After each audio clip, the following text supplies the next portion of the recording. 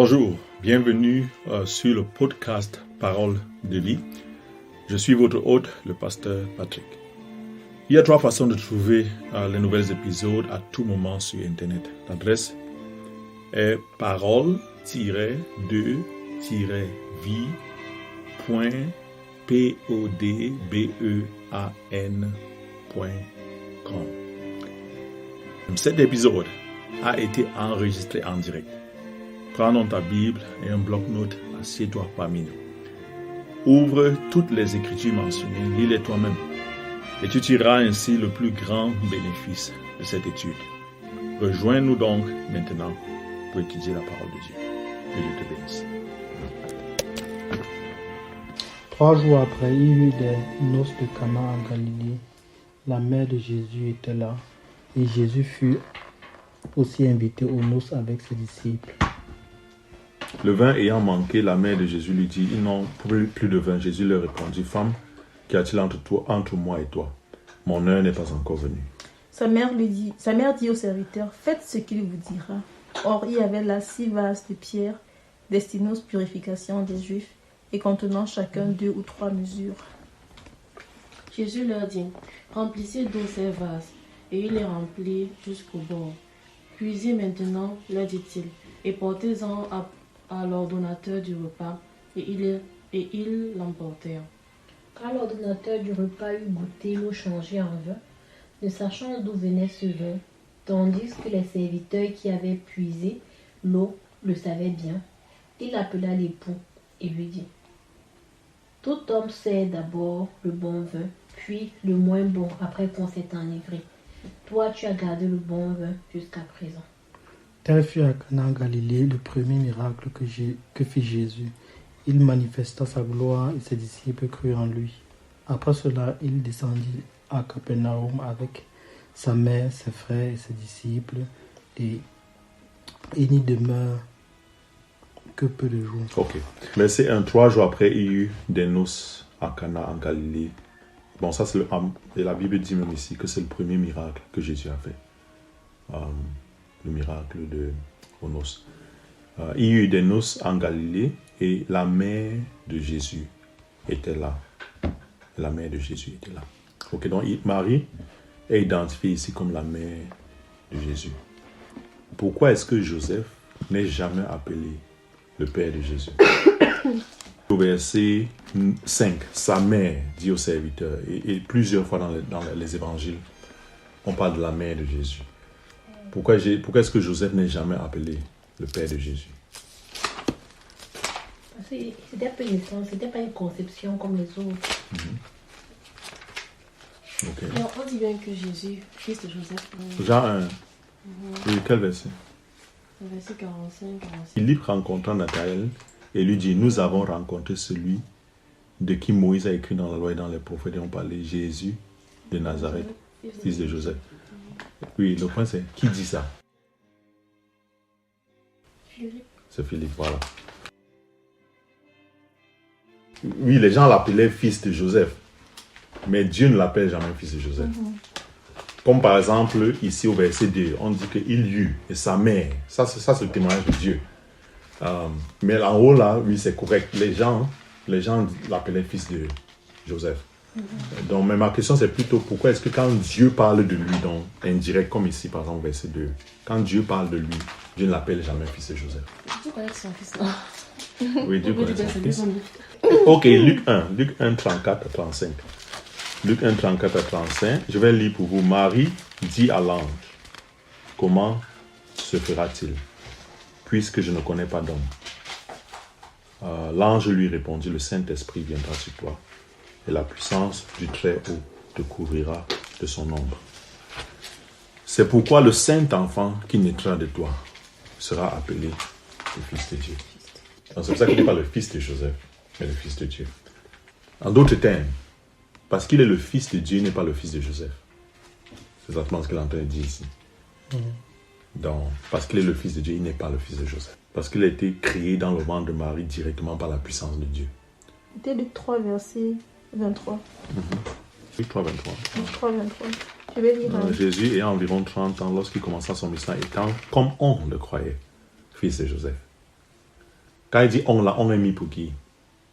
Les gens. Les gens, justement. Les gens comme Nathanaël, comme Philippe, voilà. Comme on le croyait. Les gens croyaient qu'il était le fils de Joseph. mais il n'était pas le fils de Joseph. Il était le fils de Dieu.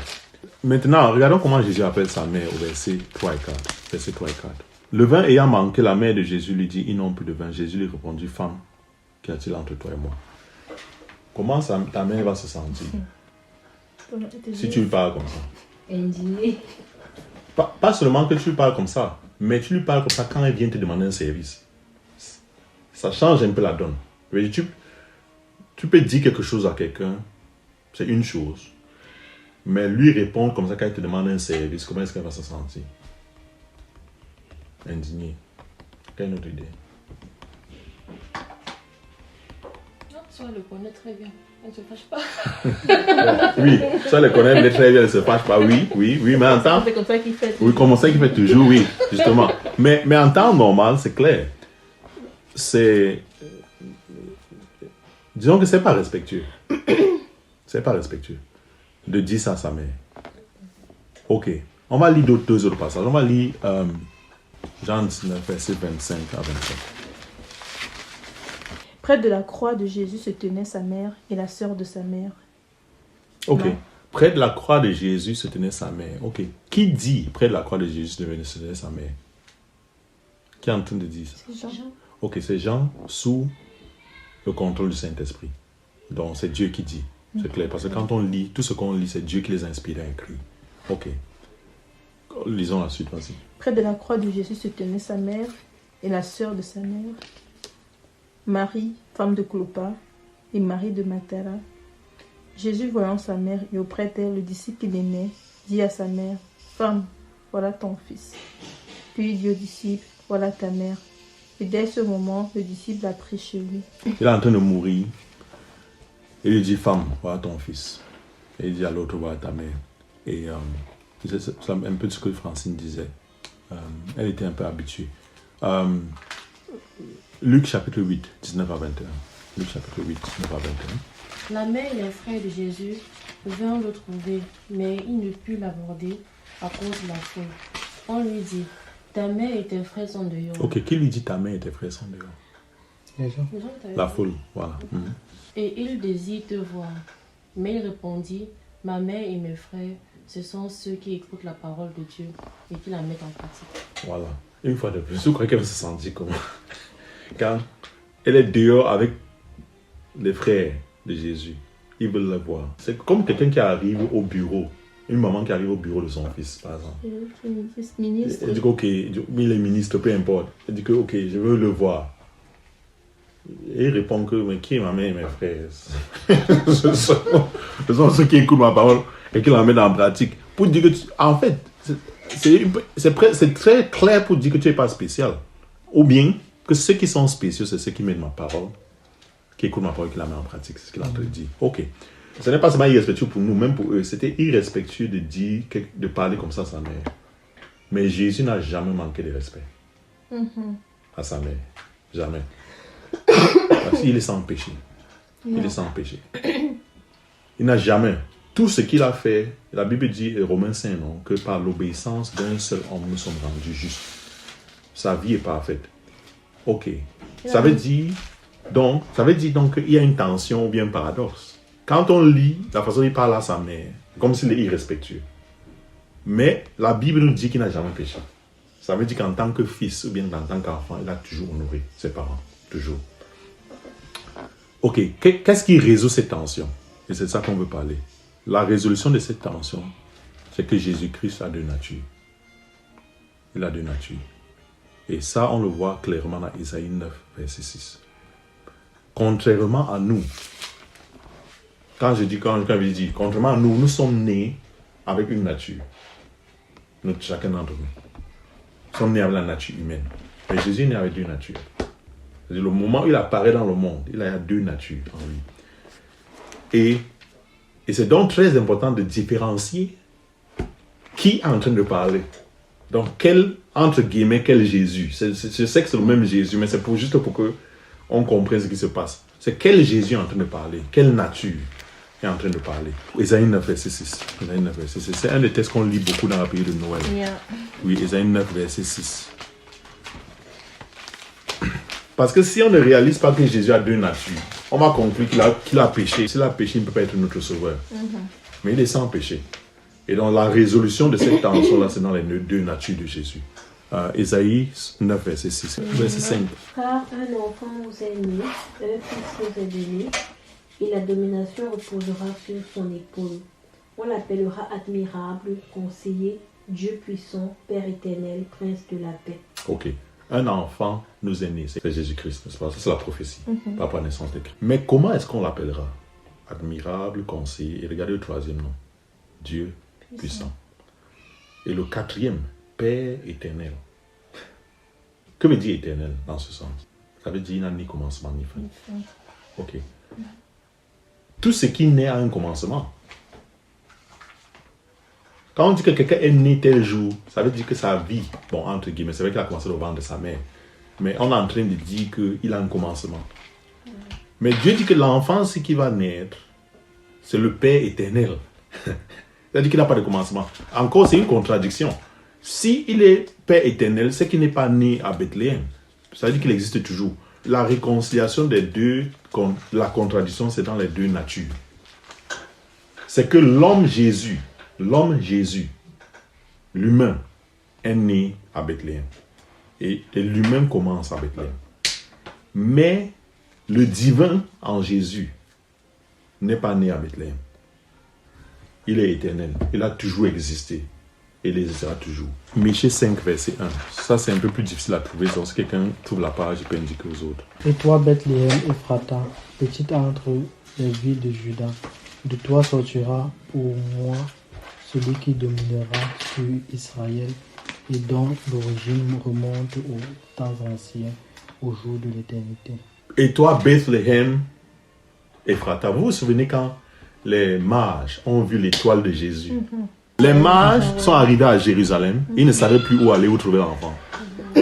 Et les prêtres juifs, les sacrificateurs, ont rappelé à Hérode, quand Hérode a demandé que où est-ce qu'il doit être, puisqu'on dit qu'un roi des Juifs est né, où est-ce qu'il se trouve? Ils ont dit que c'est Bethléem, parce qu'il est écrit, et toi Bethléem Ephrata. Et ils ont cité ce verset.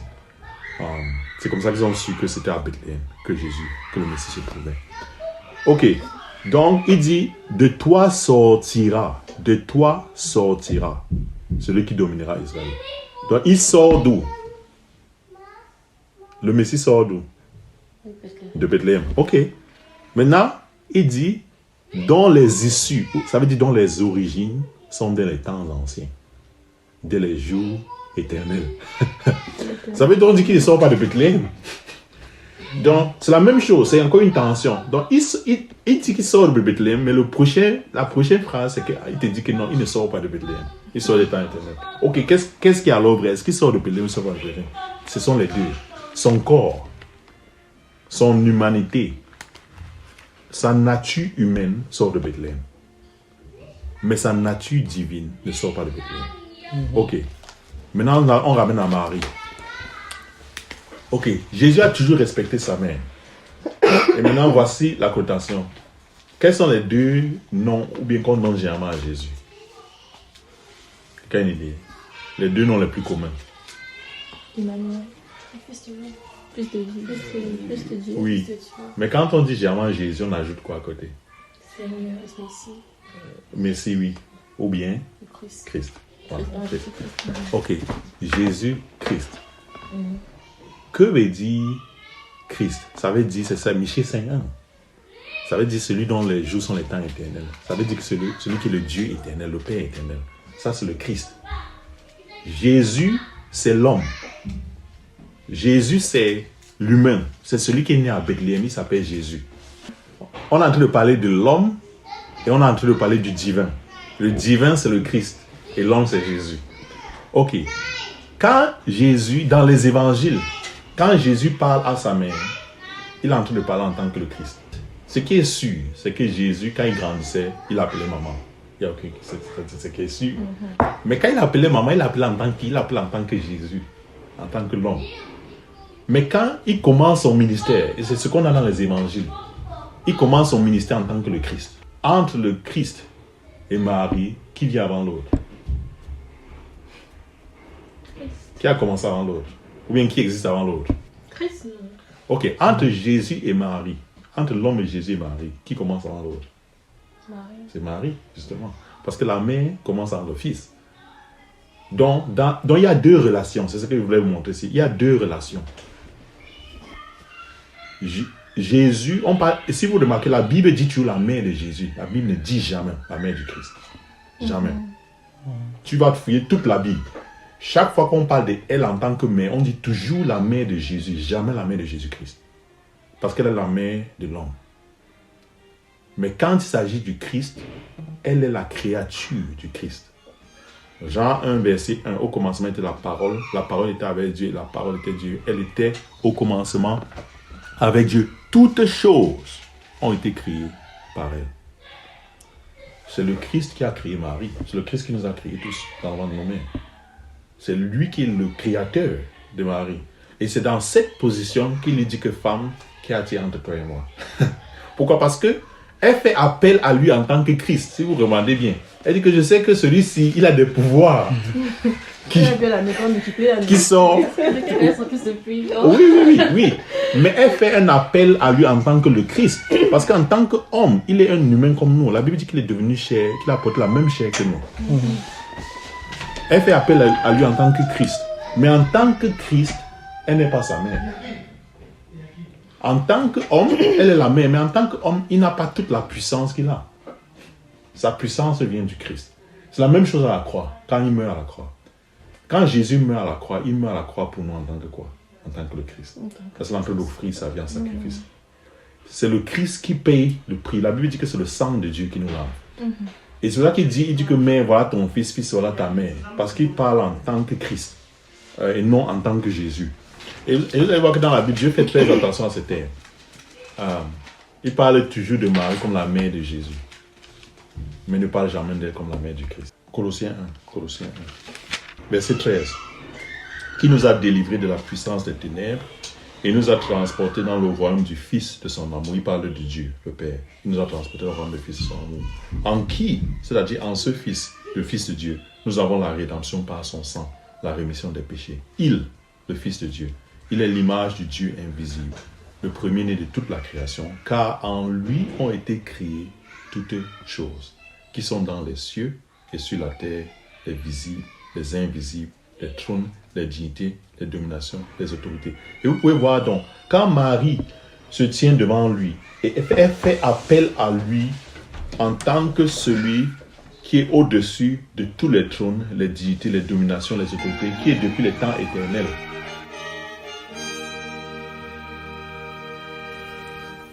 Pour être automatiquement informé lorsque les nouvelles émissions sont postées, il faut simplement aller dans le Play Store pour ceux qui ont Android et taper Podbean. C'est Podbean. Tapez Podbean dans la barre de recherche. Pour ceux qui ont le iPhone, il faut plutôt taper Apple Podcast dans la barre de recherche du App Store. Et après avoir installé Podbean ou bien Apple Podcast, selon ton type de téléphone, ouvre simplement l'application et dans la barre de recherche de cette application, tu vas trouver ce podcast. Et il faudra simplement dans la barre de recherche de Podbean, de l'application Podbean, ou bien dans la barre de recherche de Apple Podcast, il faudra simplement taper Pasteur Patrick Podcast et tu nous trouveras sur cette application.